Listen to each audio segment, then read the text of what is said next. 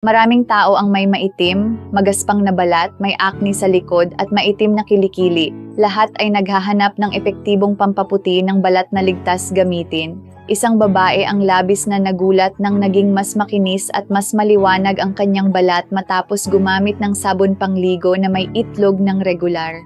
Dati, ang kanyang balat ay magaspang at maitim, ngunit pagkatapos lamang ng ilang linggo, kapansin-pansin ang pagbabago, mas maputi, mas makinis, at mas pantay ang kulay.